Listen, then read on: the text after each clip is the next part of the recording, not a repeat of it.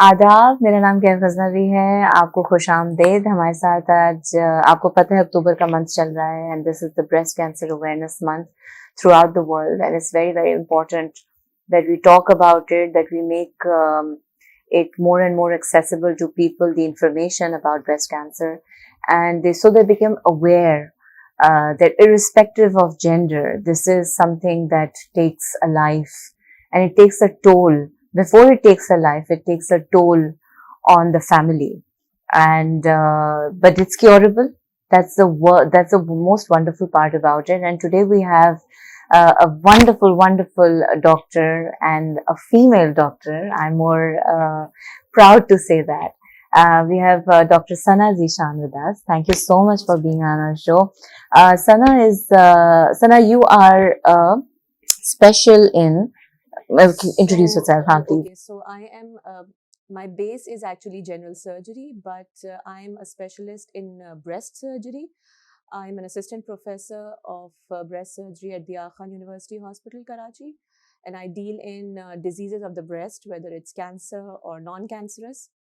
And that's it. It's so lovely that you can so easily say breast. I mean, हम जब उसको उर्दू में कहते हैं अभी रिसेंटली ही इसको जब मैं ट्रांसलेट करी थी तो कैंसर को उर्दू में बेसिकली जब आप उर्दू में किसी को समझा रहे होते तो क्या होगा? देखिए कैफ, ऑनेस्टली स्पीकिंग, अब ब्रेस्ट कैंसर की हम इतनी ज्यादा बात कर चुके हैं कि ब्रेस्ट कैंसर इटसेल्फ एक रिकग्नाइजेबल टर्म बन गया है। अगर हम बिल्कुल सलीस उर्दू में जाएं तो छाती का सरतान कहते हैं, लेकिन सरतान अब शायद लोगों को कम समझ आता है, कैंसर ही समझ आ जाता है। सही। लेकिन किस तरह से अपने ही लैंग्वेज में अगर उसकी रसाई हो तो क्या आपको लगता है लोग ज्यादा एक्सेस कर सकें इसको? देखिए, दोनों लैंग्वेजेस हमारे मुल्क में बहुत स्ट्रांगली बोली जाती है, इंग्लिश एंड उर्दू। अगर हम विलेज साइड पे चले जाएं तो वहाँ पे उर्दू से ज्यादा ट्रेडिशनल लैंग्वेज बोली जाती है। तो जैसे हम अगर हैदराबाद की भी बात करें, मैं हैदराबाद में भी क्लिनिक्स करती हूँ, तो वहाँ पे उर्दू से ज्यादा सिंधी समझी जाती है। ठीक, लेकिन नेचुरली अपनी जबान अपनी होती है, हमें अपनी लैंग्वेज को प्रमोट करना चाहिए और उसी में हमें अवेयरनेस देनी चाहिए ताकि लोग इसको समझ सकें। सही। सो चलें, ये तो आपको क्या लगता है कि जब लोग आपके पास आते हैं तो ऐसा लिटरेचर है आपके पास कि आप उनकी लैंग्वेज में उन तक रसाई कर सकें? देखिए, बहुत अच्छी बात जो हमारी हॉस्पिटल में है, वहाँ पे ट्रांसलेटर्स अवेलेबल हैं। आगा खान में सबसे ज्यादा जो ऑलमोस्ट सारा जो काम है वो ऑनलाइन होता है, हमारे पोर्टल्स बने हुए हैं। तो अगर कोई ऐसी अनयूजुअल लैंग्वेज वाला कोई पेशेंट आ जाता है, हमारे पास ईरान और अफगानिस्तान के पेशेंट्स आते हैं और प्लस नॉर्दर्न एरियाज के और इंटीरियर सिंध के डिफरेंट लैंग्वेजेस के, तो हमारे पास वो डायरेक्टरी भी है। हम उस पर सर्च करके, जैसे स्वाहिली है लैंग्वेज कोई, और एक मतलब चित्राल में बहुत सारी लैंग्वेजेस बोली जाती हैं गिलगित बल्तिस्तान में, और पर्शियन है जो फारसी जो होती है ईरान और अफगानिस्तान में बोली जाती है, पश्तो, और हमारी रीजनल लैंग्वेजेस तो रीजनल लैंग्वेजेस ही हैं। तो उसके सबके हमारे पास डायरेक्टरी में अवेलेबल हैं ट्रांसलेटर्स। तो हमें अगर कोई प्रॉब्लम होता है, मोस्ट ऑफ द टाइम कोई फॉरेन लैंग्वेज का अगर पेशेंट आता है तो उनके साथ उनके अपने ट्रांसलेटर्स होते हैं, लेकिन हमारे पास भी होते हैं हमारी हॉस्पिटल में। तो हमें ऐसा कोई प्रॉब्लम नहीं होती है उनसे कम्युनिकेट करने में। ओके, ये तो खैर मेरी अपनी जनरल इन्फॉर्मेशन के लिए था, because I am so interested in how one deals with certain issues जब रीजनल वो आते हैं, एक स्टॉप्स आ जाते हैं लैंग्वेज को लेकर, बैरियर्स। मुझे बताएं सना, मेडिसिन क्यों चूज की? क्या ऑनेस्टली बताऊं, धूप किनारे की वजह से। नहीं, अच्छा। मैं बहुत छोटी थी, but I used to love that drama. I used to love Marina Khan and I used to simply adore the way she is adorable. That's an evergreen, जो हमारा गोल्डन एरा था पीटीवी का, उस जमाने का ड्रामा है, अभी भी देखने में उतना ही मजा आता है। तो जिस तरह से वो कोट पहन के और स्टेथ लगा के और वो राउंड्स करती थी और बच्चों से खेलती थी और डांट पड़ती थी उनको अपने सीनियर से, तो वो एक काइंड ऑफ एक मोटिवेशन थी। प्लस मेरे पेरेंट्स बहुत उनको शौक था कि उनकी जो है एक बेटी डॉक्टर बने, तो मैं सबसे छोटी थी उस वक्त, शायद उनके काबू में थी। तो हालांकि सबसे छोटा बच्चा काबू में नहीं होता। I was the innocent one. मैं बड़ी काबू में थी। मैं उनका कहना भी शायद मानती थी। बहरहाल तो उनकी बहुत ख्वाहिश थी कि मैं मेडिसिन लूँ। बीच में मैंने कोशिश भी की कि ज़रा अपने आप को डाइवर्ट करके कंप्यूटर साइंस की तरफ चली जाऊँ, but then I got into it. Yeah. Was it difficult to study medicine? Not really, Kaif. Nothing is difficult if you want to do it. Once you get into it, then nothing becomes difficult because आपके surroundings में सारे लोग ही जब हर वक्त पढ़ रहे होते हैं, मोटी-मोटी किताबें, तो आप भी पढ़ने लग जाते हैं. अच्छा. I don't think it's really difficult. Challenging बहुत है. You need a lot of commitment and determination. लेकिन हो जाता है. मुझे और तो मुझे आपकी बात से ऐसा लग रहा है जैसे कि घर में माहौल था पूरा पढ़ाई का और पढ़ने लिखने का. क्या मोटी मोटी किताबें अगर कह रही हो तो होंगे ना. सही. मेरी फैमिली बिल्कुल डेफिनेटली एजुकेटेड है. My mom was a teacher. मेरी दोनों सिस्टर्स जो हैं they are in the teaching field. तो अपनी इमीडिएट फैमिली में I am the first doctor, but my cousins and so many aunts and uncles are all in the medical field. तो रुझान तो पढ़ाई का शुरू से था. There was no way to get away from it. फिर जब आप फील्ड में घुस जाते हैं तो आपके फ्रेंड्स होते हैं और फिर वो मोटी किताबें होती हैं और फिर उनका बोझ होता है और फिर आप उनका बोझ होता है. किसी एक मेरी फ्रेंड की मदर हमारा मजाक उड़ाती थी कि इतनी मोटी मोटी बुक्स के सीने पे रख के सो जाओ तो दम ही निकल जाए. लेकिन हो जाता है. मैंने तो किताबें पढ़ने से ज्यादा सर पे रख कर चलना सीखा था कि सीधा कैसे. हमारे postures down हो जाते हैं किताबों की वजह से. That's true. लेकिन I think it was a great achievement for you to become a doctor then, but you're still a teacher because you're in the Aga Khan Hospital. It's a university. It's a university. It's a medical university. So yes, a component of our work is also education. We have to teach as well. Okay. So you feel that there are people do you see yourself in your students? कि ये भी इस तरह मेरी तरह struggle कर रहा है या कर रही है. Yes, we relate to them, of course. और हर स्टूडेंट की तरह हमने भी बंक मारा है. हमने भी ब्लंडर्स किए हैं. तो जब हम अपने स्टूडेंट्स में देखते हैं तो चाहे स्टूडेंट जो भी बोल दे, समझ आ जाता है कि ये जो है ना घुमा रहा है या बेवकूफ बना रहा है, पता चल जाता है. But then obviously we understand के हम लोग भी उसी फेज से गुजर के आए हैं. तो And then after you completed your MBBS, you specialized in a very, very important field, which again is a very big taboo even to talk about it. हम आप आपस में बात नहीं करते घर में. बहनें, माँ, बेटियां आपस में नहीं बात करती. तो why did you choose this field? Why did you choose this particular organ to specialize in? So before Kaif choosing this organ, there was a lot more in between. यानी 5 years MBBS और 1 साल की house job करने के बाद I had to go through another 5 years of general surgical training. General surgery जो होता है, that's आपका पूरा जो GI tract या जो खाने की नाली और हाजमे का जो निज़ाम होता है, पेट वगैरह का सारा, तो पूरी जनरल सर्जरी की एक 5 years की ट्रेनिंग के बाद सुपर स्पेशलाइजेशन ब्रेस्ट में होती है, which is a 2-year fellowship. तो जब मेरी जनरल सर्जरी ख़त्म हो गई and I cleared my exam and I was thinking कि हाँ अब तो मैं कंसल्टेंट बन गई हूँ, तो आपको ग्रेजुअली रियलाइज होता है कि no, this is not it. General surgery is again very vast. उसमें मुंह से लेके नीचे तक बहुत सारे बीच में ऑर्गन्स हैं. हर ऑर्गन की एक अपनी डिजीज़ है और हर डिजीज़ की अलग मैनेजमेंट है. फिर as a female of course आपको पता है, लाइक यू जस्ट मेंशन, लोग ब्रेस्ट के बारे में बात भी नहीं करना चाहते. हमारी फीमेल पॉपुलेशन इतनी ज़्यादा है, प्लस हमारे यहाँ ब्रेस्ट कैंसर इतना पाया जाता है. तो डेफिनेटली एक स्पेशलिस्ट की ज़रूरत होती है जो इस ऑर्गन को एड्रेस कर सके. I wouldn't say I am the first one. हमसे पहले बहुत काबिल और फेमस ब्रेस्ट सर्जन्स जैसे डॉक्टर शाइस्ता खान हैं, डॉक्टर रुफीना सुमरो हैं, ये दोनों मेरे उस्ताद हैं. आई एम वेरी लकी कि मैं इन दोनों के जो है ज़ेरे तरबियत और उसमें रही हूँ. तो लेकिन जितनी हमारी फीमेल पॉपुलेशन बढ़ रही है और जितना ब्रेस्ट कैंसर का इंसिडेंस बढ़ रहा है, उसके हिसाब से और ब्रेस्ट सर्जन्स की आज भी ज़रूरत है. तो इसी बात को मद्देनज़र रखते हुए फिर ब्रेस्ट सर्जरी चूज़ किया, उसकी फेलोशिप करी आगा खान से 2 साल.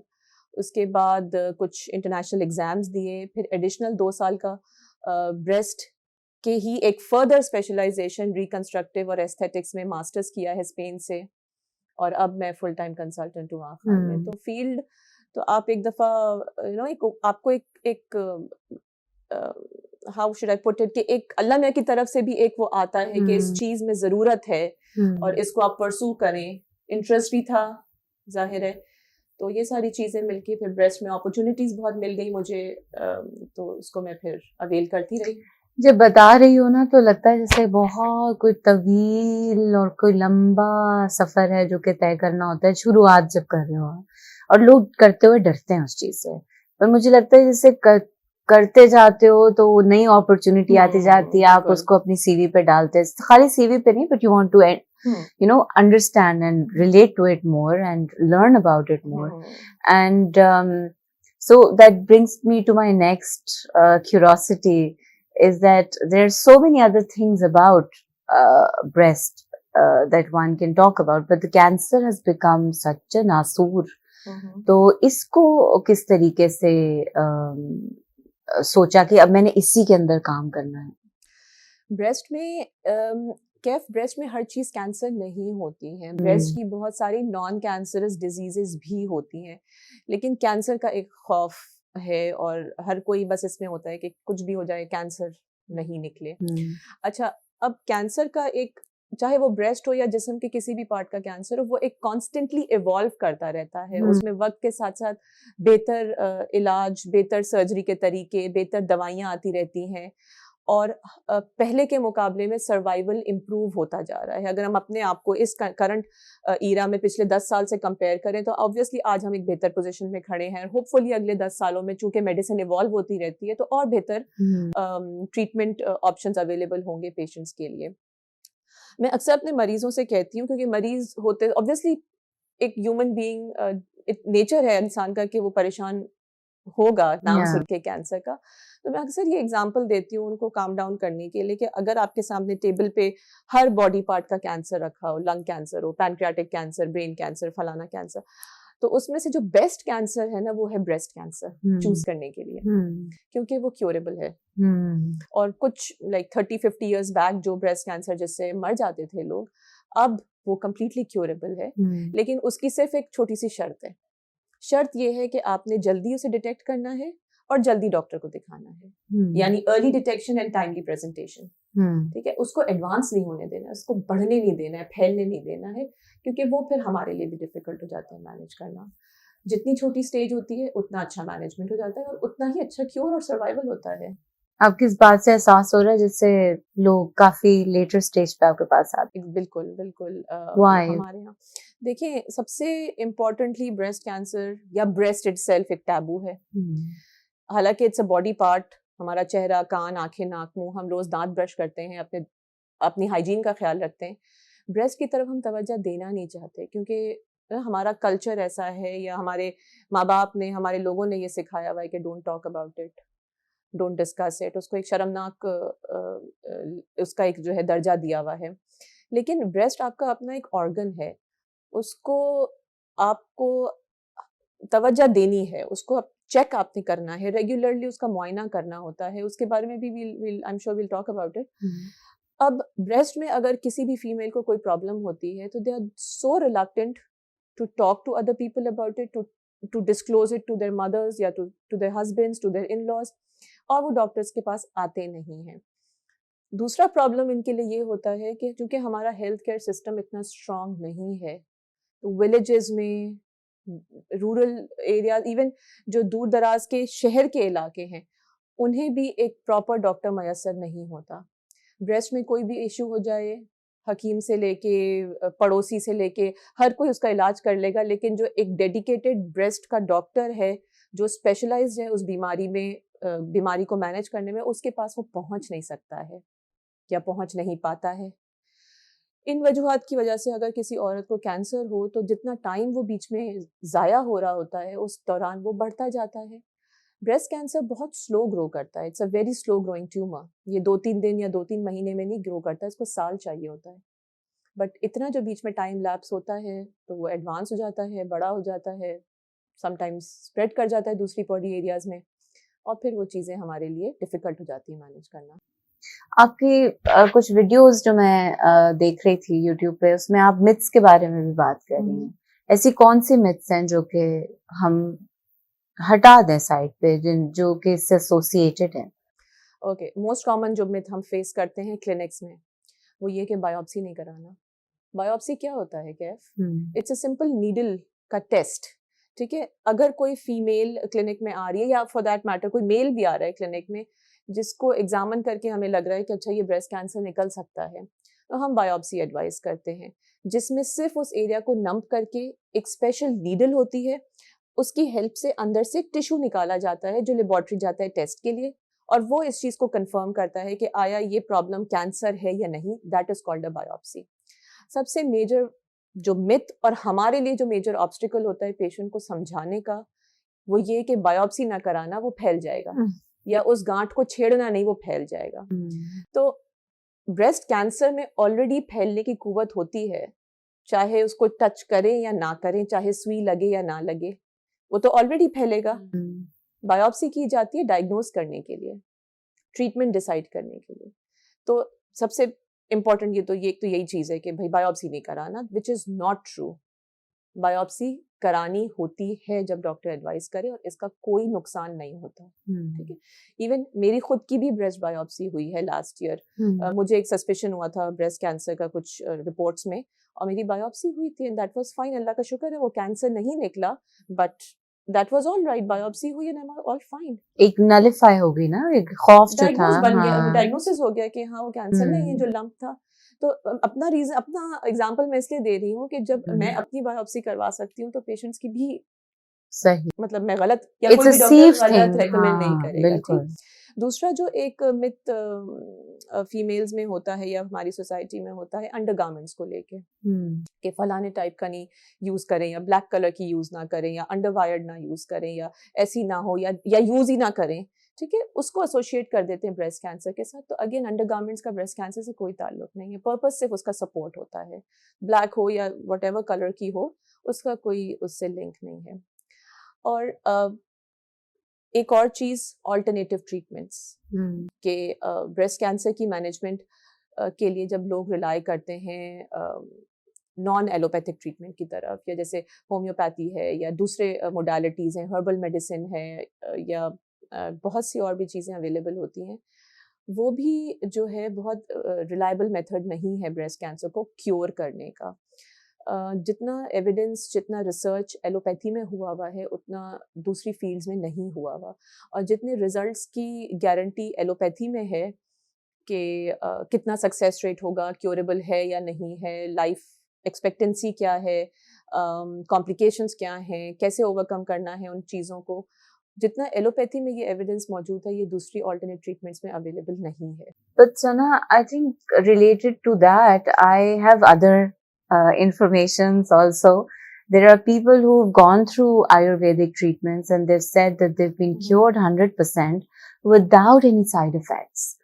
So related to allopathy, I mean, I think मेरी family में तो बहुत कैंसर से पेशेंट लोग मरे हैं.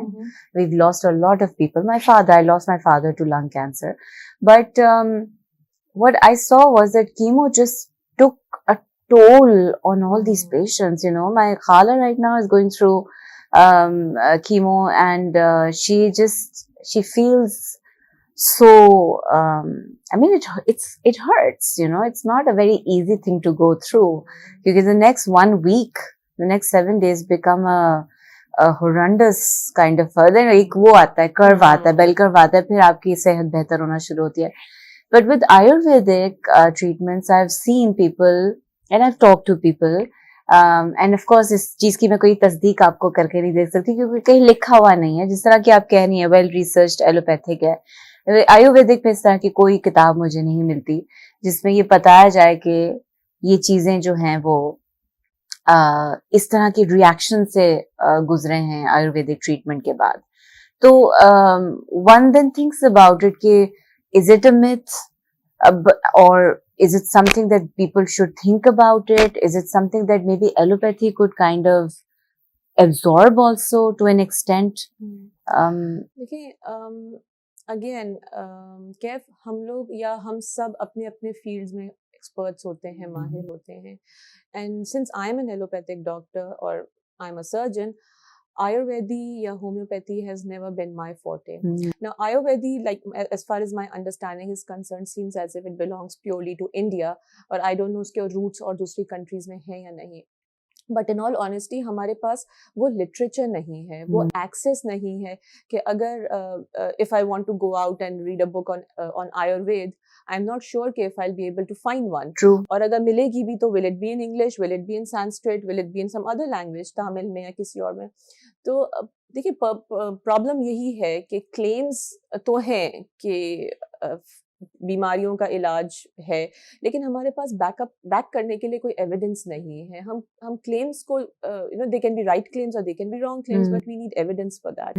तो जब तक एविडेंस ना हो, एडिक्वेट लिटरेचर ना हो, रिसर्च ना हो, I can not Yeah, of course. comment के ये So that then leads me to understand that the people who are actually opting for homeopathy, हमें ये भी देखना पड़ेगा कि हम जिस होम्योपैथ के पास जा रहे हैं, जिसकी हिकमत से हम अपने आप को ठीक करना चाह रहे हैं, क्या वो इतने एजुकेटेड हैं भी या नहीं, एजुकेटेड इन द सेंस अपनी फील्ड में। तो लोग ऐसी आंखें बंद करके मेरा ख्याल है उठ के चले जाते हैं अल्लाह तवक्कुल के, बस कुछ भी मिल जाए, कोई भी। हमारे मुल्क में कोई चेक एंड बैलेंस नहीं है, ठीक है ना। हमारे पास सड़कों पे बवासीर का इलाज हो रहा है, क्वैक्स बैठे हुए हैं जगह जगह पुड़ियाँ देने के लिए, उसका कोई चेक एंड बैलेंस नहीं है। अब होम्योपैथ्स कितने क्वालिफाइड है, हालांकि homeopathy itself is a qualification, उसकी अपनी कॉलेजेस यूनिवर्सिटीज भी हैं, लेकिन वो सर्टन डॉक्टर कितना क्वालिफाइड है, उसकी मेडिकेशंस जो वो यूज कर रहा है उसमें कौन से कंपाउंड्स हैं, ठीक है, वो तो पता ही नहीं चलता है, क्योंकि वो तो पिल्स या ड्रॉप्स होते हैं जो एक लूज उसमें मिल जाते हैं। तो बहुत सारी रीजंस हैं, बहुत सारे फैक्टर्स हैं। मैं बिल्कुल किसी मेथोडोलॉजी को निगेट नहीं करना चाह रही, लेकिन सिर्फ एक मेरा स्टांस ये है कि हमारे पास एविडेंस होना चाहिए टू सपोर्ट कि whatever being done is right or wrong, और उसके आउटकम्स क्या हैं, whether to rely on those things or not. Very true, very true. इससे मुझे अभी याद आया, एक पोस्ट फेसबुक पे चली थी कि हमारी किताब कह रही है, पोस्ट कि हमारी किताब में लिखा है कि औरत कमजोर है, पर हमारी दीवारों पे लिखा है कि मर्द कमजोर है। क्योंकि हर जगह मर्दाना कमजोरी का इलाज नजर आ रहा है। But that's just besides the point, एक जोक था जो मुझे समझ में आया कि मैं आपसे शेयर करूं। तो और क्या है ये मिथ्स रिगार्डिंग फूड, क्या खाना ऐसा जो हम खा रहे हैं, is that also leading?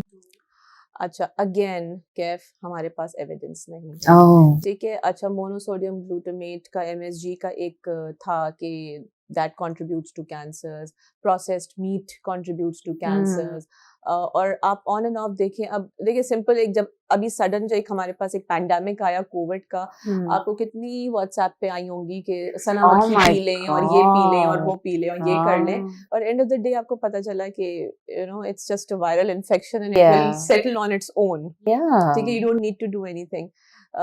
Vaccination उसकी आ गई। तो बात ये है कि ऐसी चीजें बहुत सर्कुलेट करती हैं, बट हमारे पास कोई एविडेंस नहीं है जिसको हम लिंक कर सकें कि breast cancer happened because of this food, so don't take it. We don't have that evidence. In fact, majority of the cases, KF अगर 100% cases में से 80 to 85% cases ऐसे हैं जिसमें हमें reason ही नहीं पता कि breast cancer इस औरत को हुआ क्यों। ठीक है, कहते हैं कि हाँ feeding जो है, breast feeding is protective, लेकिन ब्रेस्ट फीडिंग मदर्स को भी ब्रेस्ट कैंसर देखा है, प्रेग्नेंट वुमेन में भी देखा गया है, ठीक। जो चीज हमें इस वक्त मालूम है वो है जेनेटिक्स, जिस पर इस वक्त इवन अभी भी रिसर्च चल रही है, बहुत स्ट्रांगली रिसर्च चल रही है। और अभी I think a month back Aga Khan से ही एक पेपर भी पब्लिश हुआ है जिसमें ये आइडेंटिफाई हुआ है कि हमारे यहाँ जेनेटिक प्रीडिस्पोजिशन बहुत ज़्यादा है। कुछ हमारी जो मौरूसी कहते हैं जेनेटिक डिजीजेस को उर्दू ज़बान में, कि कुछ जीन्स की ख़राबी की वजह से ब्रेस्ट कैंसर हमारे यहाँ पाया जाता है। तो जो चीज़ हम सस्पेक्ट कर रहे थे कि 5% या 10% हमारे यहाँ ब्रेस्ट कैंसर जेनेटिक रीजंस की वजह से है, वो एक्चुअली अब हमारे करंट रिसर्च की वजह से 25% मिला है, यानी कि 100 में से 25 मरीजों में जेनेटिक प्रॉब्लम मिली गई है, और वो एक रीजन है जिसकी वजह से ब्रेस्ट कैंसर। और ये हमारे मुल्क में रिसर्च हुई है, ये कहीं बाहर से आई है? ये एक्चुअली एक हॉस्पिटल की रिसर्च है आगा खान की। अच्छा। हमारे मुल्क में इस वक्त जेनेटिक टेस्ट फ्रीली अवेलेबल नहीं है। AKU में आगा खान हॉस्पिटल में भी जेनेटिक टेस्टिंग 3 साल पहले स्टार्ट हुई है। उससे पहले we didn't have the test available for our patients. तो उस टेस्ट के रिजल्ट्स के बेसिस पे 25% इंसिडेंस देखा गया है जेनेटिक प्रॉब्लम्स का, लेकिन इसमें अगेन हमारे सारे पेशेंट्स शामिल नहीं है। इट्स एन एक्सपेंसिव टेस्ट, हर कोई अफोर्ड नहीं कर सकता, पर जितने लोगों ने कराया उनमें से 25% ब्रेस्ट कैंसर्स तो जेनेटिक फिर थे। सना इसका मतलब है हमारे पास इस वक्त किसी भी किस्म का जो पेपर वर्क मौजूद है जिसके बेसिस पे हम अपने डायग्नोसिस क्रिएट कर रहे हैं थियरेटिकली, वो कहीं बाहर की रिसर्च है जो हमें मिली हुई है, that is what we have to, ground है हमारा, वही ग्राउंड है। यस, हमारे पास जितना भी लिटरेचर है सारा वेस्टर्न लिटरेचर है, ठीक है, अमेरिका, यूरोप, यूके, थोड़ा सा फार east. But aren't our bodies different Yes, from they them? are. They are. Kef, our bodies are different. We are a lot different than them. Unfortunately, we don't have the resources. जहाँ खाने की रोटी मुश्किल से मयसर होती है, वहाँ research के तो फंड्स बहुत डिफिकल्ट होते हैं। नो डाउट इंस्टीट्यूशनल लेवल पे जैसे जो मुल्क के रिनाउंड इंस्टीट्यूशंस हैं वहाँ पे उनके लेवल पे रिसर्च होती है थोड़ी बहुत, लेकिन जो ग्राउंड ब्रेकिंग रिसर्चेस होती हैं जिसमें कैंसर की ड्रग्स आइडेंटिफाई होती हैं, कीमोथेरेपी या जो मेजर एडवांसेस होते हैं, वो यूजुअली हमारे मुल्क से नहीं निकलते हैं। वो यूजुअली हमें बाहर के डेटा और बाहर की चीज़ों को फॉलो करना पड़ता है। That's our limitation. Well, that's unfortunate because I think it would be such a great अगर हमारा कुछ बजट जो है We वो have a lot of potential. We Yeah. have a lot of scientists. We have a lot of good labs also. We don't have funds to support the research. This is an expensive discipline. This is right? expensive. It हाँ. needs a lot of commitment. थोड़ी बहुत होती है, I wouldn't say कि हम बिल्कुल ही zero हैं, लेकिन majority जो हमारा information, हमारी books, हमारा literature आता है वो बाहर से आता है। सही सही। चाय ठंडी हो रही है, गरम कर दूं? नहीं, it's absolutely fine, thank you. इतना मैं very bad host by the way, मुझे याद ही नहीं रहता कि जो खाना पूछना है कि कुछ नहीं, लगा हुआ है खा लो। That's how it should be. पूछने की जरूरत भी नहीं होनी चाहिए। मुझ में काफी तनकीद होती है कि तुम्हें तो पता ही नहीं है कि खाना सर्व कैसे करना है और किसी को होस्ट कैसे करना है। Well, that's fine, बंदा क्या क्या करे। But then you do a lot of good stuff also. Well, I don't know if it's good or not. But that's different and I unique. try to do the right stuff. I don't know if it's good or not. No, but your classical dancing is something we can't do. Well, I I can't do a surgery. I wish I could. इससे मुझे interestingly एक story मैं तुमसे share करती हूँ. A few years ago, I was diagnosed with fibromyalgia, and my doctor told me that I can never dance. So I should stop dancing. Sure. And I couldn't because I was literally bedridden. I couldn't get up. I had a little minor paralysis in my left arm. And so I was having all these medications and मुझे समझ में नहीं आया कि क्या हो गया है ना, 35 साल की उम्र में मैं ऐसे कैसे बेड पे पड़ गई। तो फिर आहिस्ता आहिस्ता अपने आप को टाइम दिया कि ठीक है, अब बीमार हो गए तो हो गई बीमार। फिर वक्त आता है जब आप कहते हो कि नहीं यार अब उठ जाना चाहिए, काफी रेस्ट कर लिया। इंसान जो है वो दिमागी तौर पे तो आप चल रहे होते हो पर जिस्म इजाजत नहीं दे रहा होता। और मुझे लगा कि जब मैंने अपने जिस्म को इजाजत दी कि रेस्ट कर लो, तो फाइनली मेरी बॉडी ने मुझे फॉरगिव करना शुरू किया because I was really working it very hard and all, and it started healing on its own in a way that it gave me energy कि ठीक है अब खड़ी हो जाओ, अब ये मूव कर लो, ये आर्म मत मूव करो। I was listening to it, listening to her. So I really loved it. मैंने बहुत प्यार किया अपने आप को और मैंने कहा it's okay. I started slowly gaining my movement and postures and all. फिर कुछ योगा के postures थे जो मैं कर रही थी, and I realized that there's a certain routine that I had to make for myself that would keep my body irrespective of what other people are doing in yoga. I couldn't get the same flexibility that other people do. मैं splits नहीं कर सकती and all that, लेकिन मैंने अपने जिस्म को बगैर hurt किए अपने आप को कोशिश किया कि मैं खड़ी हो जाऊं दोबारा से। It started working and I started dancing again. अभी recently Instagram पे there's a group of people, dancers, who were showing us कि किस तरीके से उनके जो mothers जो कि इतने अरसे से उनके बैक पेन है, नी की प्रॉब्लम्स हैं, एंकल इश्यूज हैं, they started doing Bharatnatyam and they started coming back into their postures जो झुक गई थी आगे and all that. And so the teacher said, वो जो उनकी teacher थी, जो उनकी guru थी, she said that your doctor will tell you all the time that you will not be able to do this because that's what he or she knows. But then there are things that we as dancers know about the body, and so that will help you heal and do stuff. I'm just wondering, as a woman, जब हमें ये बीमारियां होती हैं, हमें अपने जिस्म के बारे में बहुत पता होता है, पर हम उसको सुनना छोड़ देते हैं. आपको लगता है कि ये हम जो ख़वातीन हैं, क्या this is one way of the body telling us कि start putting time in your own self also, getting me time also. There's so many who are going through this. The body gets, because the body is alive, it gets hurt जब हम उसको सुनते नहीं हैं, और वो एक चिड़चिड़ेपन में शिद्दत इख्तियार कर लेती है. देखिए हमारी जो ट्रेडिशनल जो बिल्कुल ही जो मेजॉरिटी वेमेन है, do they even get time to listen to themselves? No, I don't think so. And even if they do get time, do they want to? They don't want to. I mean, I would not want to because I have so much on my plate. Similarly, एक average जो एक homemaker है, she has to take care of the house, her husband, her children, her in-laws. And she thinks that this is what she is for. She has to do all these things, otherwise she is not a woman or not a complete woman, right? And they hardly pay attention to their bodies. ठीक है, अब simple सी चीज़ है, हमारे अपना जो पढ़ा लिखा तबका है, जो the elite or the privileged, even उनमें भी बहुत ज़्यादा अवेयरनेस नहीं होती है. I know my own aunt, she's an educated woman, she's worked all her life, but she doesn't like to look at her breast. She takes a bath, but she never pays attention to them. And intermittently she calls me to examine her. Right? इसी तरह से there are some notable people also, and I wouldn't take their names, but एक तो last year she passed away also because of the ailment. But even she never identified the change in her breast until it was stage 3. She was a very good advocate for us, for our patients, but then she couldn't make it. The disease came back. तो straight forward जो एक simple सी चीज़ है वो ये कि one has to pay attention to their bodies, and like you said, we have to listen to our bodies. ठीक है ना, हमारे आपने देखा होगा, you said you're 35, हमारे यहाँ 40, No, 45. I was 35. You 43 now. Okay, चलो that's a good thing to deceive other people, good way.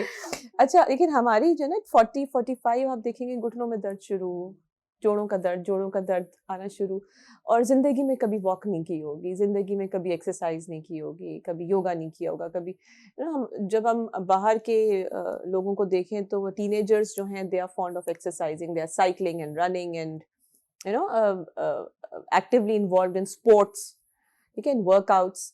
हमारे यहाँ वो ट्रेंड नहीं है. This is also one of the reasons why our bodies they just grow old very quickly, very early. और हमारी ज़ईफ़ ख़वातीन को जापान की ज़ईफ़ ख़वातीन से कंपेयर करिए, अमेरिका की ज़ईफ़ ख़वातीन से कंपेयर करें, दो दे आर इंडिपेंडेंट वुमेन. और हमारे जो है वो हमारे पेरेंट्स या दे आर चेयर बाउंड, या पूरा दिन बैठे रहते हैं, या व्हील चेयर पे रहते हैं, या लेटे रहते हैं. तो वही बात है कि you need to listen to your body needs your attention, pay attention to it, take care of it. ठीक है, you have breast, you have to pay attention, you have to examine your breast. ठीक है, आप हर रोज़ या हर महीने doctor के पास नहीं जा सकते, लेकिन महीने में एक दफ़ा जब भी और ये this is one of the message for your listeners के एक दफ़ा जब आपकी साइकिल्स, मंथली साइकिल ओवर हो जाए, तो please get into the habit of checking yourself, both like your when the breasts. menopause starts. No, when the periods are over, every month, जब आपकी साइकिल ओवर हो जाए, तो आप अपने आप को हैबिट में डालें, दोनों ब्रेस्ट और दोनों आर्मपिट्स को रेगुलरली चेक करें once a month. क्या करें, हमने दबाना होता है. Okay, so this is called self breast examination. इसकी हजारों लाखों वीडियोस अवेलेबल हैं, स्मार्टफोन सबके पास होते हैं. उसमें सिंपल सा ये जो मैन्यूवर है वो ये कि दोनों ब्रेस्ट मतलब एक वक्त में एक ही breast of course, but flat fingers से अपनी पूरी ब्रेस्ट को एक सर्कुलर मूवमेंट में फील अच्छा। करना है, ठीक है। पिंच नहीं करना या उसमें उंगलियां नहीं डालनी है। स्मूथ सरफेस से आपने पूरी ब्रेस्ट को ऑल अराउंड ब्रेस्ट और आर्मपिट दोनों एरियाज को चेक करना है वंस अ मंथ, खड़े होके और लेट के, ठीक है। It's hardly a 3 minute procedure, इसमें कोई पैसे नहीं लगते, ठीक। And once you start doing it, अगर गॉड फॉरबिड किसी की ब्रेस्ट में कोई प्रॉब्लम डेवलप होती है तो you will immediately pick it up और फिर फौरी आप डॉक्टर को चेक करवाएं कि क्या ये मसला है या नहीं। आइडियली तो अगेन ब्रेस्ट कैंसर को देखने के लिए मैमोग्राम कराया जाता है साल में एक दफ़ा उन खवातीन का जो 40 इयर्स के हो गए हों, तो once a year they should get a mammogram done.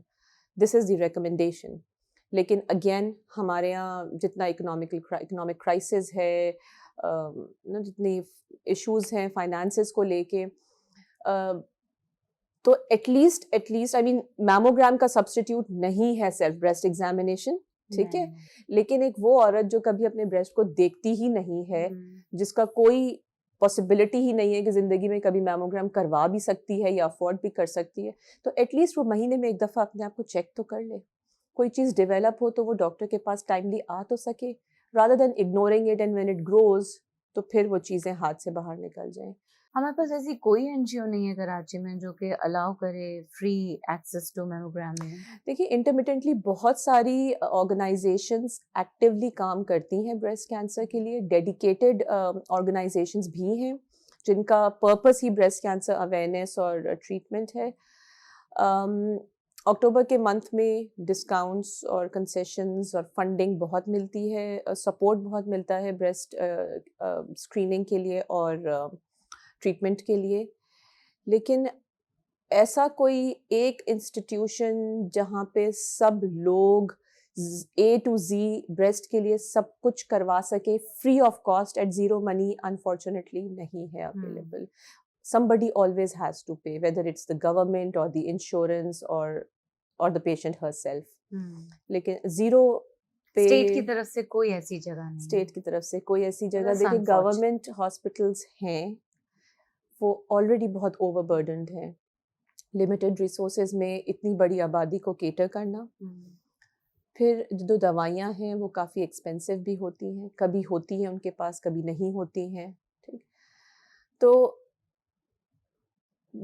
Her patient का जो कंप्लीट मैनेजमेंट है वो बहुत डिफ़िकल्ट हो जाता है फ्री ऑफ कॉस्ट पे। हमारे पास सपोर्टर्स भी बहुत होते हैं, जैसे ये भी होता है कि कोई पेशेंट जब क्योर हो जाता है तो, और अगर उसकी हैसियत होती है तो वो एक पेशेंट को ट्रीट करा देता है, वेलफेयर में डोनेट कर देता है।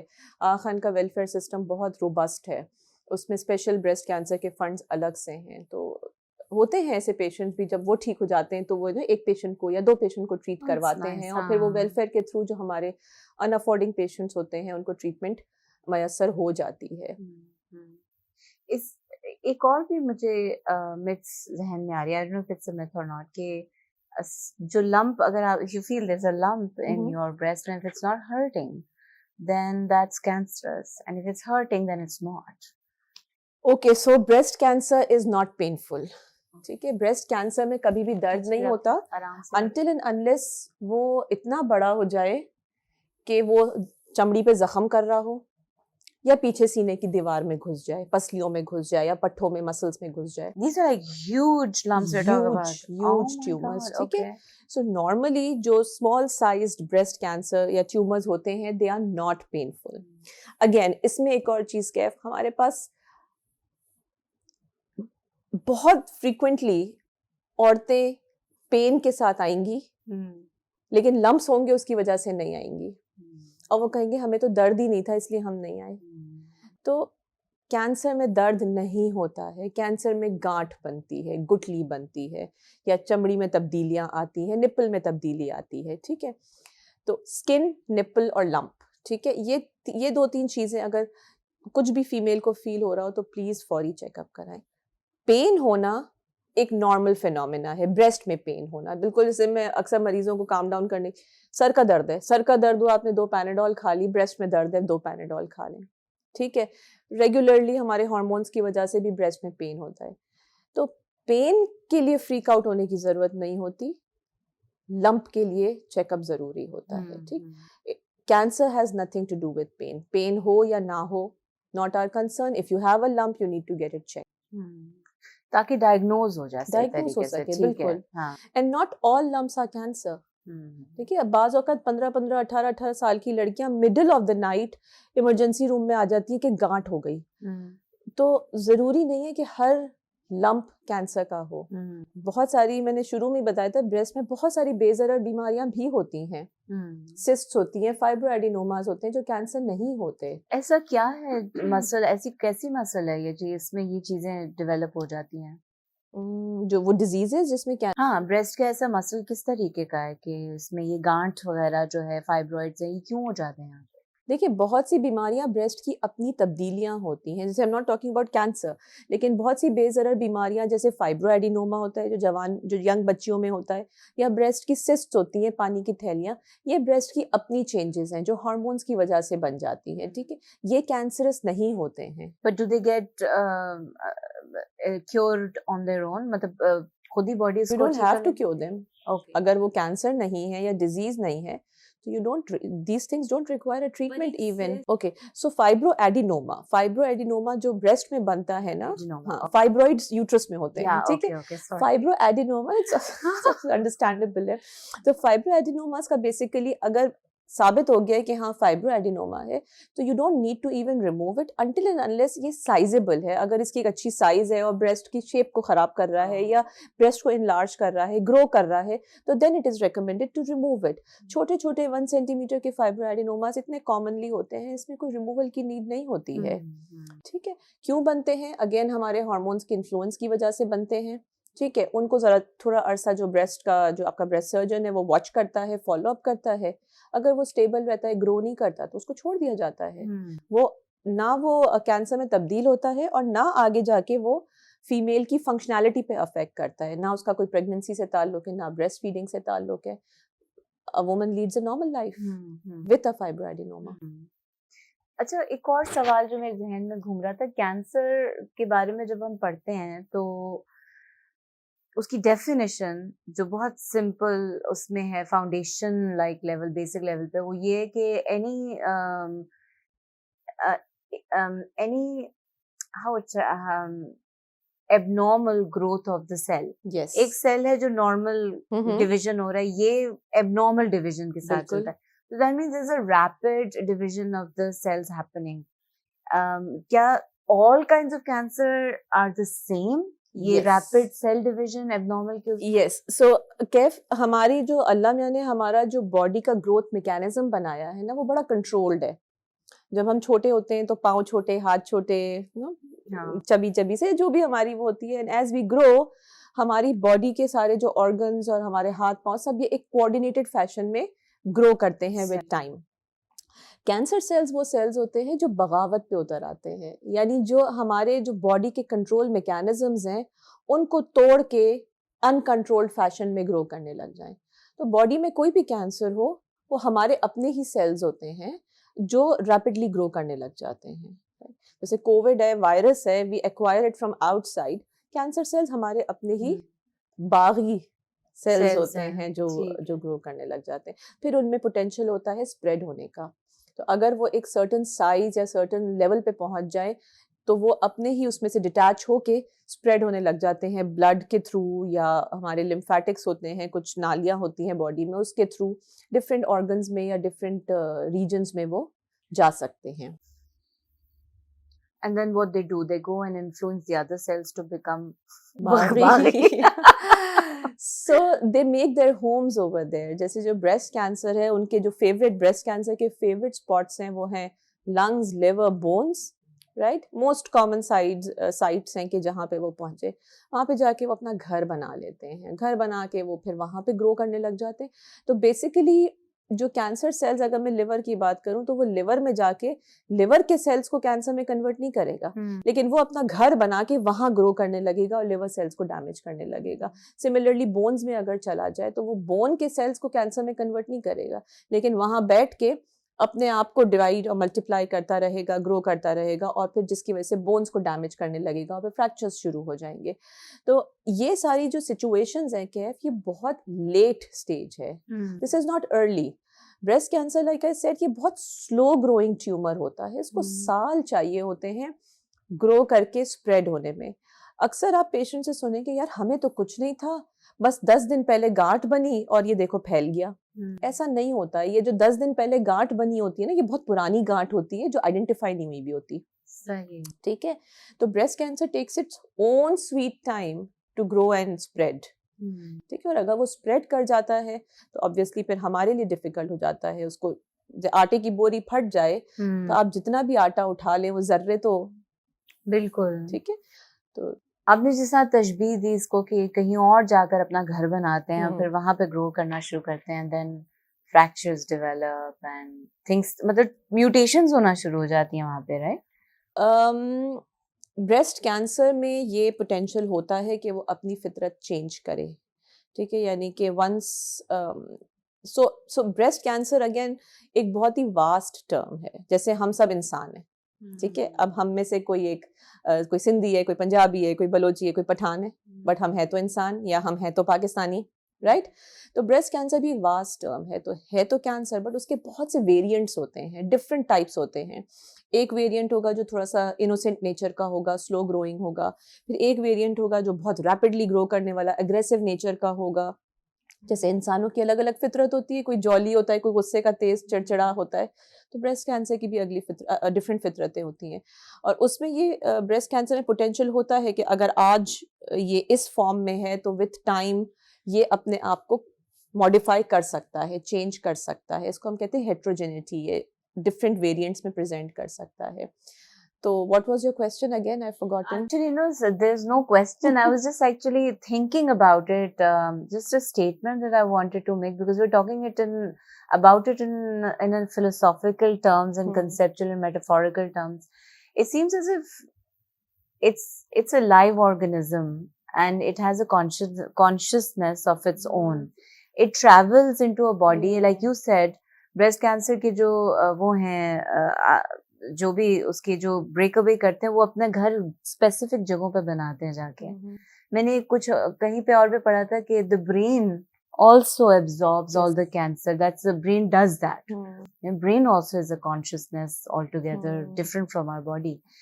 And it's so interesting for me to look at it in this manner. That अब मतलब मुझे आपकी बातों से लग रहा है इससे डरना नहीं चाहिए, इसको समझने की कोशिश करनी चाहिए। तुमने मुझे बगावत की बात की ना कि बागी सेल्स हैं, तो मुझे हुआ कि क्यों बगावत कर रहा होगा कोई सेल। ये सोचने की बड़ी जरूरत पड़ गई है कि ऐसा क्या हमने किया, कोई ट्रिगर है ना, कोई ट्रिगर है, because every cell is then is conscious, right? कोई लंग में अगर जा रहा है तो क्यों जा रहा है, कोई लिम्फ में जा रहा है, उसके पीछे तो रीजंस है ना, क्योंकि हमें पता है कि भाई पूरी बॉडी के का जो ब्लड है वो लिवर से फ्लो करता है, ठीक है, या हमारी जो ऑक्सीजनेशन है पूरे ब्लड की वो लंग से होती है।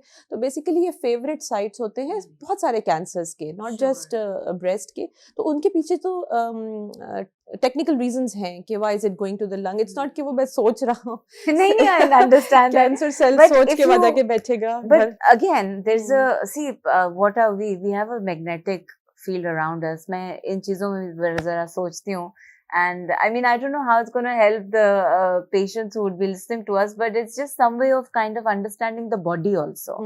Because I feel ये जो हम बात कर रहे हैं continuously, औरतें देखती नहीं अपने जिस्म को, औरतें सुनती ही नहीं अपने जिस्म को। तो ये इस तरीके से भी अगर हम सोच के देखें कि अगर हमारा हर चीज कॉन्शियस है और हर चीज, अगर आप ये सोच रही हैं कि मैंने ये मेरे घर में माँ बाप, मेरे बच्चे, मेरा खामंद है, मैंने इनका ख्याल करना है, तो वो जो सेल आपको वो कर रहा है, ग़िज़ा दे रहा है और आपको एनर्जी दे रहा है, तो जिस तरह ब्लड है, ब्लड कितना काम कर रहा होता है, हार्ट कितना पंप कर रहा होता है, तो they all need your attention and it seems that we are ignoring them on many levels. And so that's why I was thinking of it in that way. मतलब मैंने उसको जीता जागता एक organism बना दिया है. Allah Mia has made the human body in a very beautiful Yes, manner. it I mean, we don't even think about it कि हम देख रहे हैं. How many times have we been grateful for our eyes, for our vision, for our hearing, for so many things that we do हाँ. unconsciously. Every breath that we take is a blessing from Allah, and it's working spontaneously. Yes. I mean, nobody's thinking about it कि हाँ मैं अभी सांस लेनी है, अब हम सांस लें ना लें. हाँ. You know, तो अल्लाह मैंने बड़ा अच्छा coordinated fashion में हमारे जिस्म को बनाया है. और जाहिर है एक है इंसानी जिस्म है तो बीमार तो होगा. गाड़ी है तो मैकेनिक के पास हो जाएगी, चाहे वो मर्सिडीज ही क्यों ना हो. सही. राइट. तो it's absolutely fine. Anybody can gate breast cancer. आपको पता है हमने क्लिनिक में ऐसे भी देखे हैं. और ऑब्वियसली हर तरह की खवातीन, हर तरह के पेशेंट्स आते हैं, हर बैकग्राउंड से आते हैं. ये भी हमने सुना है बहुत दफा पेशेंट से कि हाँ इसने जरूर कोई जिंदगी में बड़ा गुनाह किया है और उसको ब्रेस्ट कैंसर हो गया है. We have seen divorces happening because of breast cancer. ठीक है. ब्रेस्ट कैंसर ना भी होने की वजह से इट्स सैड एक्चुअली कि हमारी एक हम पढ़ते सुनते थे ना कि औरत ही औरत की दुश्मन होती है. ठीक है. ब्रेस्ट कैंसर ना भी होने की वजह से इवन अगर एक रिसेंटली मैंने एक कपल को देखा था जो कि हेल्दी थी, वो फीमेल वाज एब्सोल्युटली फाइन, लेकिन सास बजिद थी कि नहीं ब्रेस्ट में प्रॉब्लम है एंड शी वाज अडैमेंट कि नहीं हस्बैंड छोड़ दे, अभी तो छोड़ सकते हो, अभी बच्चे नहीं हैं, बाद में बच्चे हो गए तो तुम फंस जाओगे विद इन द क्लिनिक. तो डिफरेंट माइंडसेट्स के लोग हमारे क्लिनिक में आते हैं and it's really sad when we get to hear the stories and we get to listen to their believes कि जो हमारे I mean it's really sad actually. यानी कमोडिफाई कर देते हैं आप. बिल्कुल. देखिए breast cancer it's a disease and anybody can get it. It's not a female disease only. मर्दों में भी होता है. हाँ. तो अगर कोई आपके घर का फर्द बीमार हो रहा है तो आप उसको ऐसे छोड़ तो नहीं देंगे ना. या आप खुद भी अगर बीमार हो रहे हैं तो वुड यू एक्सपेक्ट कि लोग आपको घर से बाहर निकाल दें या आपको फेंक दें कि आप तो बीमार हैं. This is what our women go through. उनको ब्रेस्ट में कोई प्रॉब्लम हो जाए या कुछ भी हो जाए, वो उनको उठा के माँ के घर भेज देते हैं कि जाओ तुम अपनी माँ से इलाज करवाओ. ठीक है. हम क्यों पैसे दें, हमें बीमार लड़की दे दी. ठीक है. अच्छा ब्रेस्ट कैंसर हो गया, ये तो मर जाएगी, दूसरी लड़की ढूंढो. ठीक है. Things like that. तो ये बहुत ही एक दुख वाली सिचुएशन होती है. और फिर इसमें नो डाउट काउंसलिंग बहुत इंपॉर्टेंट होती है. बट हमें फिर यही होता है कि हम जितना भी उनको घंटे का काउंसिल करें, वो जाएंगे तो उसी घर में. बिल्कुल. फिर वहां पे वही मोहल्ले वाले होंगे, वही रिश्तेदार होंगे, वही सास होगी, वही बातें फिर शुरू हो जाएगी. And it's very difficult for a woman who is already suffering from a disease, who has a lot of responsibility over her shoulders and who has to bear the burden of the entire treatment. So it is so emotionally draining for her if she doesn't have adequate support. इसमें partner की support बहुत important होती है, बहुत important होती है. Breast cancer is curable. इलाज हो जाता है, एक्सपेंसिव है, लेकिन ट्रस्ट मी हर तरह से जराए मिल जाते हैं, हर तरह की सपोर्ट. देखिए अभी फ्लड्स आए हैं, आपने देखा है कराची ने कितना कंट्रीब्यूट किया है. हालांकि कराची खुद कितना इस वक्त काइंड ऑफ लावारिस हुआ है डिफरेंट तरीकों से, लेकिन लोगों ने कितना कंट्रीब्यूट किया अपने अपनी हैसियत के हिसाब से. तो ब्रेस्ट कैंसर को भी लेके हर तरह के सपोर्ट, फंड्स, वेलफेयर, डिस्काउंट्स, बहुत चीजें मिल जाती हैं और इलाज हो जाता है. I have seen it my self. मैंने 80 साल की ज़ईफ औरत जो अकेली रहती है उसका भी फुल ट्रीटमेंट होते हुए देखा है. यंग बच्चियों का भी, यानी जो बस ये सोच रहे थे कि हम डॉक्टर के पास नहीं जाएंगे, हमारे पास पैसे नहीं हैं, दैट इज नॉट ट्रू.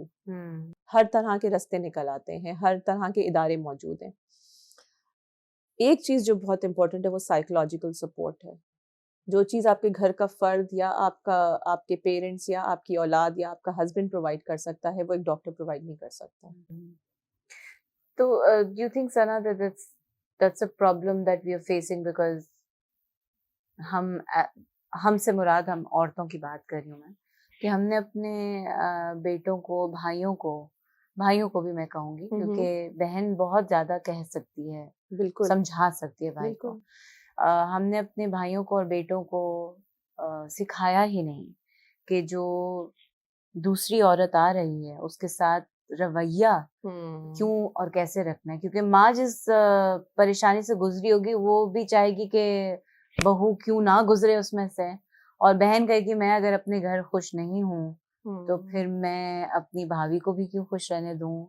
ये भी एक सोच ये सोसाइटी का डिलेमा है ना हमारे, इम्प्रूव नहीं होना चाहते, या जो तक वही बात है, तकलीफ जो मैंने झेली है तो वो भी झेले। झेल है।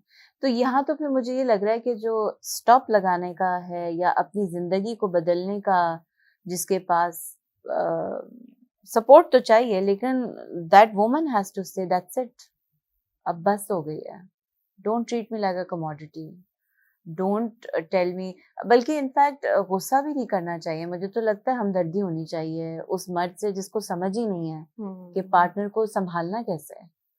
हम उसके साथ गुस्सा करके उसको और एंट देते हैं। This is failure from our side ना, from our part as a society. Yes, कि हमें अपने बेटों को, हमारे भाइयों को ऐसे ट्रेन करना चाहिए। अभी देखिए जितनी कितनी अवेयरनेस कैंपेन्स चलती है, मैं देखती हूँ कि सिर्फ औरतों को अंदर आने देते हैं, लड़कों को नहीं आने देते को एजुकेशन सिस्टम में, यूनिवर्सिटीज में, कि नहीं नहीं ये लड़कों की सुनने वाली बात। भाई लड़के ही तो हैं, मर्द ही तो है जो लेके जाता है। बिल्कुल। तो what is this dilemma that we are exiting, हम खुद उनको शन अवे कर रहे हैं। देखिए, आपको पता है, जैसे अक्टूबर हमारा बहुत ही बिजी और एक एक्टिव मंथ हो जाता है, जिसमें we are actively talking and advocating about awareness and breast cancer. कुछ ऐसे मल्टीनेशनल कंपनीज हैं, कुछ इंस्टीट्यूशंस हैं जहाँ पे हमने उनके मेल एम्प्लॉयज़ को भी जाके एजुकेट किया है, और उनमें से बहुत से एम्प्लॉयज़ ऐसे थे जिनकी मदर्स की ट्रीटमेंट हो रही थी, जिनकी वाइफ्स की ट्रीटमेंट हो रही थी, and they were listening to us with interest, ठीक है, एंड विदाउट एनी शेम। और ऑब्वियसली हम भी उनको सिखा रहे हैं। I mean, I am a female, if I am standing in front of 100 men, I should be feeling ashamed, but I shouldn't be. I shouldn't be. If I feel ashamed and if I don't talk about it, तो इस तरह तो फिर हमारी जो non medical females हैं वो कैसे इम्प्रूव होंगी। आपने नोट किया होगा कि पिछले I think what 10 years or 7 years back there was nothing about breast cancer on television. No. Hardly कोई breast cancer के बारे में बात करता था। अभी भी थोड़ा सा डर डर के ही करते हैं, लेकिन इतना ओपनली नहीं बोलते। फिर भी बहुत ने फिर भी है, हो बहुत रहा है, है, बहुत हाँ, है। हाँ। अभी मीडिया के अलावा भी हम लोग अगर ग्राउंड लेवल पे देखें तो स्कूल्स, कॉलेजेस, हाँ। इंस्टीट्यूशंस, इस वक्त कितनी सारे कंपनीज हैं जिन्होंने अपना CSR बनाया हुआ है, breast cancer corporate social responsibility. उनकी एम्प्लॉयज को जाके ट्रेन करना, समझाना, सिखाना। कॉलोनीज में भी पिछले दिनों हम राना लियाकत क्राफ्ट्समैन कॉलोनी गए थे last week, Shah Faisal Colony में। वहाँ पे उनकी लेडी हेल्थ विजिटर्स को और पोलियो वैक्सीनेटर्स को, उन लोगों को ट्रेन किया कि ब्रेस्ट एग्जामिनेशन करनी कैसे है, और आप खुद अपने ऊपर और दूसरों पे कैसे करेंगे, क्योंकि वो तो घर घर जाते हैं ना। तो उन लोगों को ट्रेन किया। बहुत काम हो रहा है, लेकिन और भी करने की जरूरत है, बहुत काम करने की जरूरत है, as a nation, not as a single person. It seems कि अब हर मोहल्ले में एक रिप्रेजेंटेटिव की जरूरत है ताकि इसके बारे में ज्यादा से ज्यादा बात हो और कम से कम इसको टैबू बनाकर पेश किया जाए, बड़ों के लिए, बच्चों के लिए, मर्दों के लिए, औरतों के लिए, सबके लिए। Any interesting story that you would like to discuss with us regarding? You want a happy one or you want a sad one? How about both? Okay, so when I was in my training, I was trained at an institution that had a huge bulk of breast cancer patients. So one of the sad sad incidents that we witnessed was a husband divorcing her wife outside the operating theater while she was being wheeled in for her breast cancer surgery. And she was divorced in, he just walked in and he said कि मैं तुम्हें तलाक दे रहा हूँ, in the pre-operative area. That was very, very distressing. बहुत, I mean, couldn't just imagine the emotional stress that woman must have been going through. वो उस वक्त सर्जरी के लिए जा रही थी। इसके बरक्स हमारे पास हैप्पी स्टोरीज भी बहुत ज़्यादा हैं, बहुत सक्सेसफुल स्टोरीज भी हैं। ऑब्वियसली पेशेंट्स जब क्योर होते हैं तो बहुत सी अच्छी लेडीज होती हैं जो हमारे पास फिर हमारे पास as you know they work as an advocate voluntarily उस पे ग्राउंड लेवल पे भी, यानी अगर मेरा कोई पेशेंट है जो डिस्ट्रेस में है और वो बात नहीं मतलब नहीं एक्सेप्ट कर रहा, डिनाइल में है, तो हम उन्हें कनेक्ट कर देते हैं और फिर ऑब्वियसली एक जिसके थ्रू नहीं नहीं जो गुजर रहा हो उस पेन से या गुजर चुका हो, वही बेहतर तौर पे समझा सकता है कि भाई what to expect and how to go through it. तो बहुत से अच्छे पेशेंट्स ऐसे हैं जो अब ट्रीट हो चुके हैं, अब वो जो है फोन पे काउंसलिंग करते हैं या क्लिनिक में आके पेशेंट्स की काउंसलिंग करते हैं।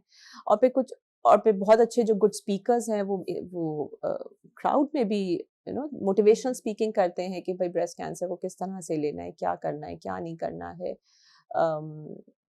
तो इस तरह की तो बहुत सी सक्सेस स्टोरीज हैं। बहुत ही एक सिंध टेक्स्ट बुक जामशोरू की एक बुक राइटर है या एडिटर है, she is a very good speaker from Sindh, from Hyderabad. तो she's promised me that she is going to come and speak in the month of October when we are campaigning for breast cancer, so she is going to come and speak for us. इस तरह से बच्चे बहुत नेक औलाद एक नेमत होती है। इस तरह से हमने बच्चों को बहुत अच्छा देखा है कि वो अपनी माँ के साथ आते हैं, उनके साथ बैठे होते हैं, अच्छा अम्मी मेरी ठीक हो जाएंगी, और अम्मी जब उनकी ठीक हो जाती हैं और अम्मी के बाल आ जाते हैं तो बड़ा एक अच्छा सा, बड़ा एक एक हैप्पी इवेंट होता है कि लोग क्या है, लगता बिल्कुल ऑफ कोर्स बहुत ही रिवॉर्डिंग, क्योंकि बच्चे डर जाते हैं जब वो कीमोथेरेपी से बाल गिर जाते हैं तो अम्मी को क्या हुआ है, अम्मी को क्या हुआ है। तो बड़ा आई थिंक इस दौरान बच्चों की भी काउंसलिंग करनी पड़ती होगी आप लोगों को। करनी पड़ती होगी, लेकिन अगर वो आए तब ना, वो मसला, वो बात है। साइक ऑन्कोलॉजी भी पता है एक स्पेशलाइज्ड फील्ड है जिसमें जो कैंसर पेशेंट्स, ऑन्कोलॉजी के पेशेंट्स जो साइकाइट्रिक इश्यूज से गुजर रहे हो, डिप्रेशन, एंजाइटी, ठीक है, डिनायल कि हम ट्रीटमेंट नहीं कराएंगे, अब तो हम मर ही जाएंगे, तो उनके लिए भी एक साइक ऑन्कोलॉजिस्ट अब एक सुपर स्पेशलाइज्ड फील्ड है जो उनको थेरेपीज और काउंसलिंग और सब करते हैं, अवेलेबल है। रिकंस्ट्रक्शंस अवेलेबल है, पहले जो बिल्कुल फ्लैट चेस्टेड छोड़ देते थे पेशेंट्स को, अब रिकंस्ट्रक्शंस अवेलेबल हैं। अगर रिकंस्ट्रक्शन कोई नहीं करा सकता तो प्रोस्थेसिस इतने अवेलेबल है, कैंसर ब्राज इतनी अवेलेबल हैं, और बहुत से हैं कंपनीज जो स्पेसिफिक कैंसर ब्रास मैन्युफैक्चर करते हैं पेशेंट्स के लिए, so that at least they can feel complete in their clothes. They're also making wigs for yes. So there are organizations that are working on hair donation also. तो patient खुद भी when she's about to start chemotherapy, she can, because she's going to lose her hair anyways. Do you know any जो hair donations yes, ले रही हैं? Diplets does it, Musarat Misbah. अच्छा, okay, she's doing they it. do it. तो उसमें जो है वो the patient can get her hair chopped off and they can make a wig out of her own hair and she can wear her hair as a wig and she will look natural, वही बाल और वही, और इसी तरह से वो female जिनकी बड़ी अच्छी ग्रोथ होती है, they can donate their hair and but the hair cannot be dyed, it has to be virgin hair, right? Not necessarily. No, it's fine. No, it's fine. Okay. So and when the chemotherapy is over, the woman regrows her hair. तो don't think कि वो बाल चले गए तो कभी नहीं वापस आएंगे। इनफैक्ट और भी अच्छे बाल आ जाते हैं, फ्लफ आ जाता है, जो बड़े हेल्दी बाल आते हैं, हेल्दी बाल आ जाते हैं, बिकॉज वो बिल्कुल शुरू से ग्रो करते हैं। प्लस इट सीम्स जैसे उनकी एक नई लाइफ होती है उसके अंदर, पता नहीं क्या होता है, maybe it's because of the chemo और something that they're very thick, fresh और अच्छे से हो जाते हैं। सही। तो लेकिन हम, अगर मैं गंजी होंगी तो मैं नहीं अपने बाल सेट करा सकती, उस तरह से फ्लफी आ सकते हैं। You never know. You never know. इतनी हिम्मत कहाँ है, लेकिन that's just a stupid joke I made. Coming back to your first story, I think it's very related to the way we go into an institution of marriage as well. Because औरत के लिए, औरत सोच रही होती है मुझे एक मर्द मिलेगा जो मुझे कमा के ला के देगा और मेरी सारी ख्वाहिशात पूरी करेगा। मर्द ये सोच रहा होता है ये मैं औरत लाया हूँ, ये मेरी बीवी तो है लेकिन ये मेरी माँ का भी ख्याल करेगी, मेरे बच्चों को भी पैदा करेगी और मेरे घर को भी टेक केयर करेगी। तो एक जो है वो कमाने वाली मशीन है, दूसरा जो है वो काम करने वाली, घर का को संभालने वाली मशीन है।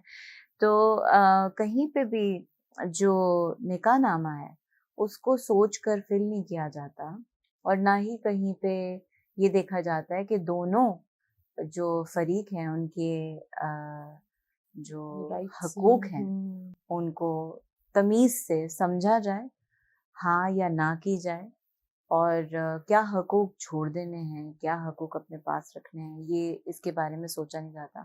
तो जिस तरह आप कह रही हैं कि वो अंदर जा रही थी ऑपरेशन टेबल पे and this man just divorced her, अगर निकाह नामे में कोई ऐसी शिक होती, सोचना पड़ता है ना ये बातें, क्योंकि अब तो बीमारियां सामने आ रही। पहले तो हम शादी कर लेते थे, लेकिन अब पता चलता है कि बहुत सारी बीमारियां, उससे पहले कितने बच्चे हैं जो कि 13 साल की उम्र स्किज़ोफ्रेनिया हो जाता है।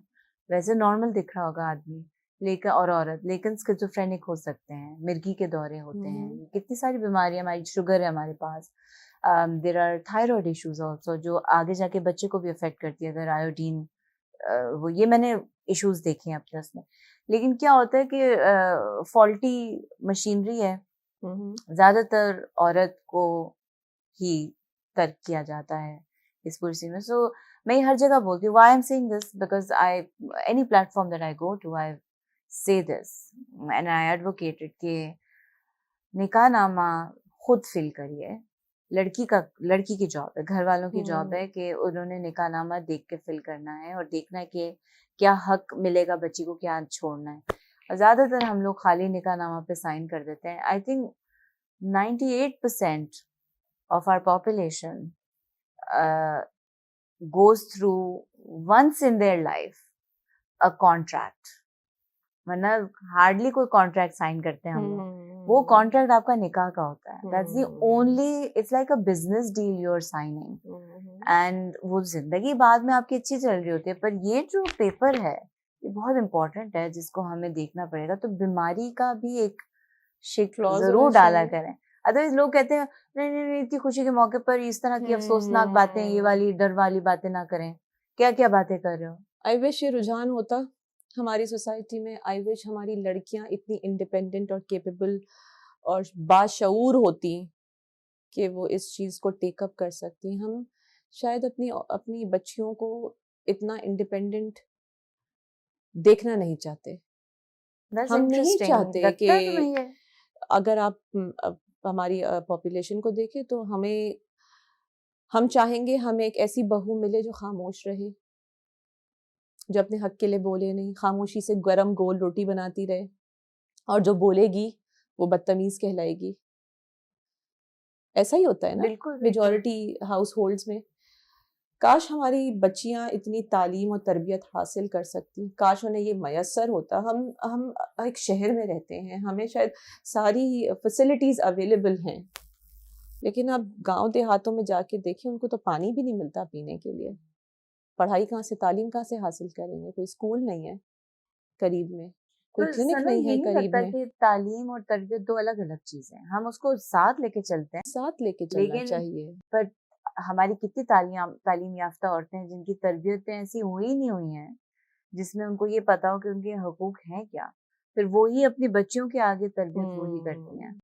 हक की बात करने वाला तमीज से, मैं ये भी नहीं कह रही कि लड़ पड़े, लेकिन ये जो हुआ, आप जो मुझे बता रहे हो, ये मतलब बड़ी तकलीफ थे मेरे लिए बात है कि किसी, एक तो आप उस ट्रॉमा में से गुजर रहे हो, फिर आपको नजर आ रहा है कि आपका जीवन का साथी जिसके लिए आपने, क्योंकि ज्यादातर औरतें, कम औरतें ऐसी हैं जो दूसरी शादी करती हैं, वो एक ही मर्द को अपना सब समझती हैं। तो ये बड़ी अजीब बात होती है उस वक्त, एक ठुकराने का, उस वक्त एक डिस्कार्ड करने का वो होता है, आंसर उसमें बहुत मौजूद होता है जिस तरीके से, तो बड़ा चोट लगती है कि यार मुझे डिस्कार्ड कर दिया, जैसे मैं कोई ट्रैश की चीज हूँ।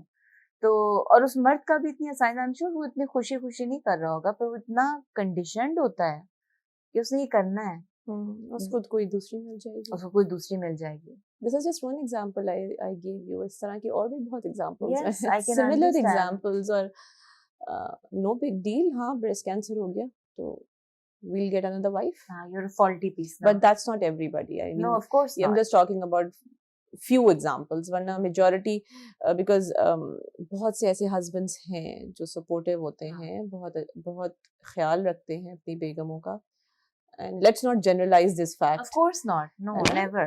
But this is also we're talking about, I mean again उस दिन किसी से बात हो रही थी मेरी, तो किसी ने कहा मुझे कि इस दुनिया में अच्छाई ज्यादा है बुराई से, तभी दुनिया का निजाम चल रहा है। लेकिन चूंकि बुराई या कोई भी दुखी चीज जो है वो बड़ी जोर की लगती है हमें आके, तो हम उसके बारे में बात और तबसरा ज्यादा करते हैं। कोशिश यही होती है कि उस बंदे के साथ जिसके साथ हुआ गलत ना होता, बिल्कुल। उसको प्रिवेंट कैसे किया जाए। एक बच्ची थी, आई थिंक 18 साल की थी, और कैंसर नहीं था उसको, बट उसको एक ट्यूमर था ब्रेस्ट का, एक स्पेसिफिक ट्यूमर, जिसमें उसको ब्रेस्ट रिमूव करने पड़ गई, ठीक है। और यंग बच्ची थी, लेकिन बिल्कुल उसमें नहीं थी अंडरस्टैंडिंग, या उसकी फैमिली मेम्बर्स में, कि reconstruction is also an option, कि एक आर्टिफिशियल ब्रेस्ट भी बनाया जा सकता है। बहरहाल उसकी वो ब्रेस्ट रिमूव हो गई। उसके बाद वो इतना रोती थी, सिसकियाँ ले लेके हर क्लिनिक विजिट में वो सिर्फ रोती थी, और उसका यही एक स्टांस था कि मुझे सज़ा मिली है गुनाहों की, और मैं जो हूँ बहुत गुनहगार हूँ, और मैं ये हूँ, और मैं मतलब I mean she used to keep on cursing herself. और इसमें वही बात है कि शी रिक्वायर्ड थेरेपी, उसको ज़रूरत थी काउंसलिंग की, समझाने की कि भाई it's not your fault, and you are still complete. You are functioning, you are walking, you are talking, you are eating, you are doing everything. ठीक है, एक डिजीज थी जिसकी वजह से एक पार्ट को रिमूव किया, but that doesn't make you incomplete. बहुत डिप्रेशन था उसको। I am talking about years back, I hope वो अब ठीक हो। मतलब I am talking about my training years, तब वो बहुत बेचारी हर क्लिनिक में रोती थी। तो okay, so let's not talk about the negative stuff. No, let's talk about the positive stuff. Yes, yes. See, why I'm speaking about both the things is because as a doctor and as a woman, you are continuously fighting against a system which is going faulty, and then you're trying to correct it. It's very inspiring for a lot of women who are not ready to take that step, but they will, because your voice is going there. You're there. You are the one who's saying मैं वहाँ हूँगी, आ जाओ। तो जिसके साथ भी अगर ऐसा हो रहा होगा कि उसको लगेगा कि कोई उम्मीद नहीं नजर आ रही, ये एक उम्मीद की बात है कि आप उन लोगों के बारे में बात कर रही हैं और उनको दुआएं भी दे रही हैं कि शायद जो भी मसला जिसके साथ चल रहा होगा वो अब बेहतर जिंदगी की तरफ जा रहा होगा।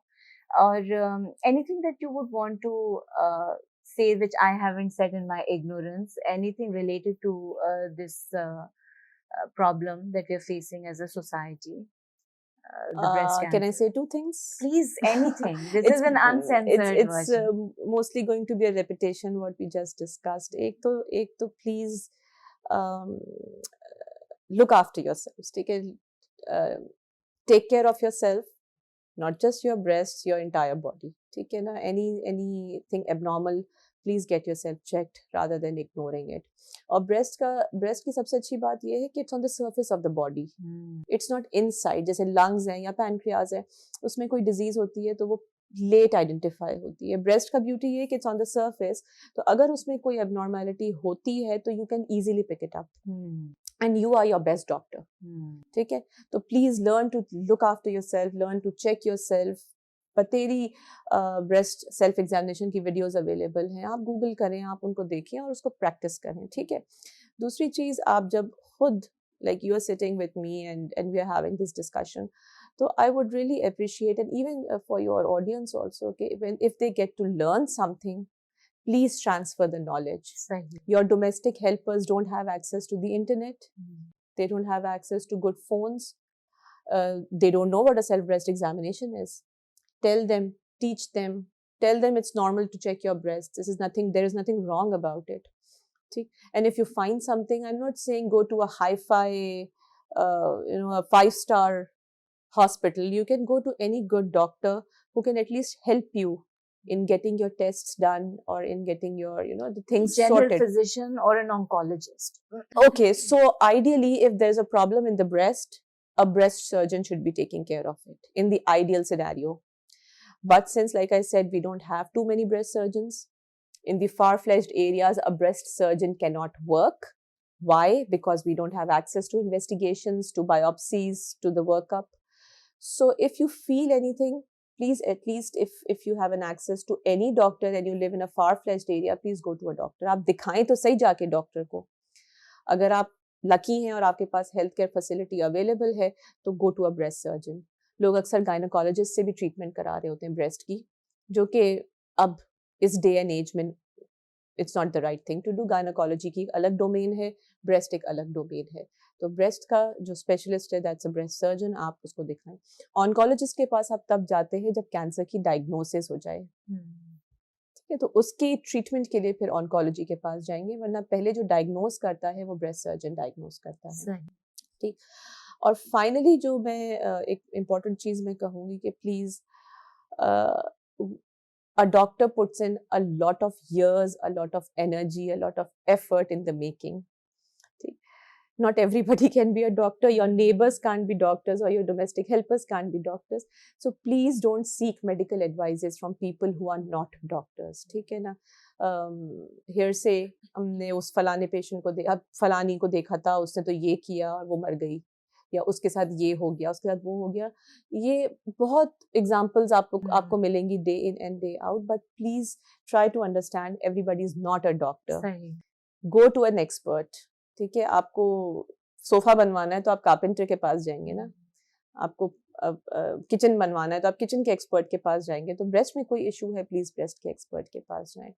And if any of your loved ones, whether he or she is your mother, father, brother, sister, wife, kids, anybody, if a person is diagnosed with a breast cancer, please be with her or be with him and support the person emotionally, psychologically. It's very distressing for a woman to know कि अच्छा now I have breast cancer, I have to go to the hospital regularly, मुझे अब अपनी treatment करानी है, injections लेने हैं, ये है, मेरे बच्चों का क्या होगा।